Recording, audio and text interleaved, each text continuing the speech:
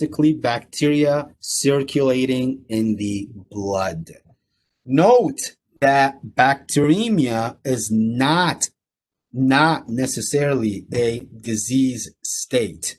For example, you're brushing your teeth and you're brushing your teeth so hard to the point where you cause a small tear in your gums. This is going to allow for the bacteria that's normally residing in your oral cavity to go into your bloodstream.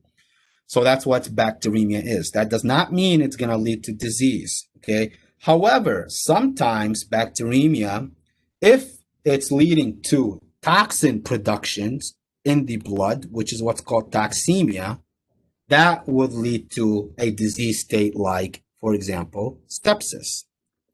Okay? Viremia, this is basically referring to that viruses are circulating in the bloodstream. They are circulating in the bloodstream.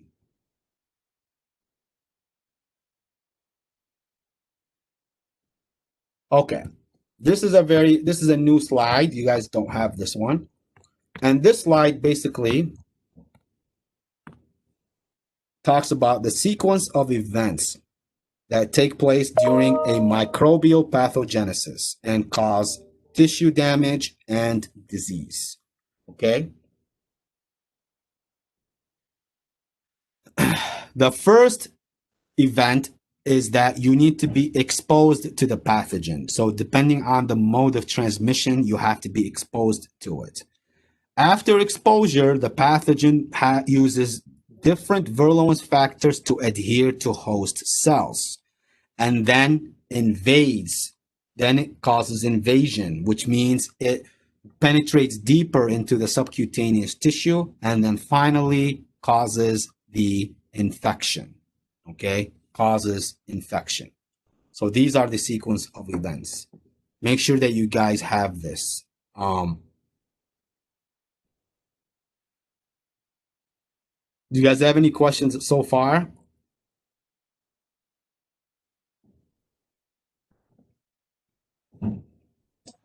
Yep. Well, are you recording this lecture? Yeah, I am. Okay, because just in case I missed something, I can go back and write it. Okay. Just make sure that you use this time to understand. Yes. If you have a question, understand things, because later on, if you look at it, you're not going to be able to ask any questions. So, okay. So, mechanisms of pathogenesis. All right.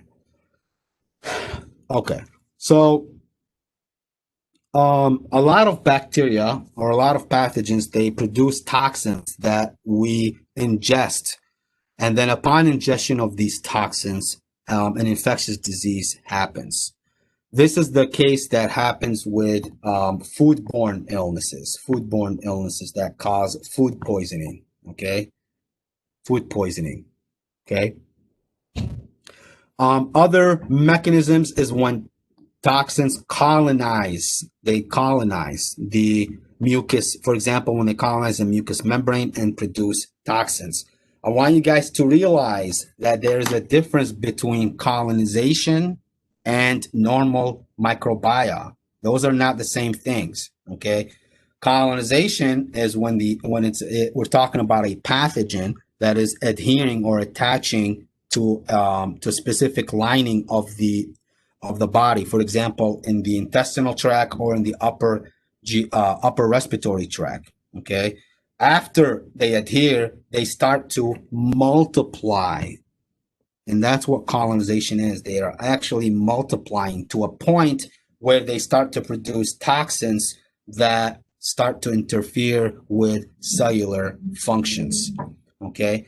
Example of this is E. coli, which uses the virulence factor Fimbriae to adhere to the intestinal lining, multiply, and cause infection. Okay. Know that E. coli is a gram-negative bacteria. Okay. Other means is that the pathogens can invade host tissue. And there are ways that they can even avoid immune system defense mechanisms. Okay. There are microbes that penetrate our innate immune system first line of defense and go into the subcutaneous tissue and multiply. Okay. Other pathogens, they can avoid destruction by macrophages, like we talked about with Salmonella enterics. With Salmonella, it does that. It can avoid macrophages. Note that Salmonella is a gram-negative bacteria as well. Okay.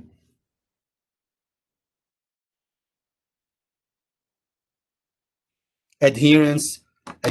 So adherence proteins or adherence structures, they interact specifically with host cell receptors, as you can see right here. This is the host cell, this is the receptor, this is the bacteria that uses pili to attach and adhere to our host cell and thereby cause disease.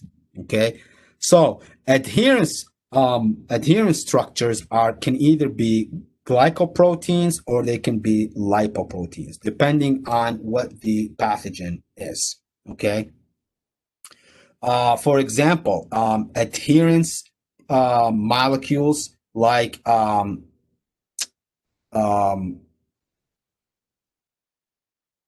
pili or fimbriae. This is used by Neisseria gonorrhea to cause gonorrhea disease. Okay.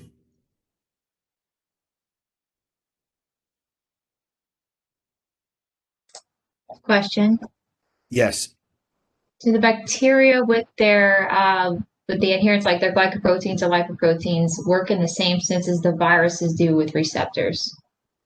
Yes, so very good question. So the glycoproteins, we're referring to the glycoproteins found on the virus's surface of the virus, correct. The bacteria usually have lipoproteins. And the pili or the lipoproteins, they work the same way that glycoproteins of viruses work with our cells through specific cell receptor interactions. Very good question. So examples of what we just talked about, attaching to host cell receptors, is bacteria can use biofilms to adhere and attach to host cell receptors. And examples of species of bacteria that use biofilms is Staphylococcus epidermidis and Streptococcus mutans, which is the bacteria that causes tooth decay. Okay.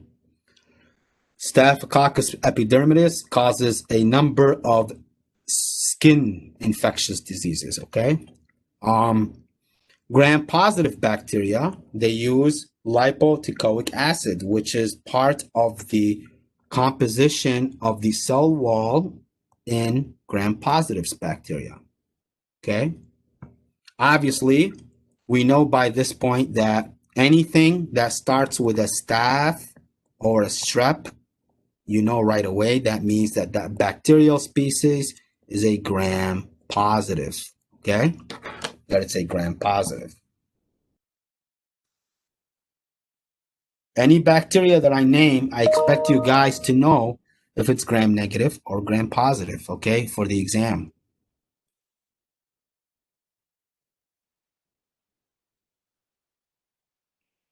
Okay, colonization. So after attachment to the host cell, the bacteria starts to multiply, okay, which is what colonization is. When they multiply, that means that they are able to produce virulence factors that allow them to eat up nutrients. For example, iron is an important nutrient that a lot of pathogens use for multiplication. So a lot of pathogens produce cytophores. Cytophores, these are proteins that bind to iron and use that iron as a nutrient. Okay. And the cytophores competes with lactoferrin and transferrin. These are proteins produced by our body that bind to iron. So cytophores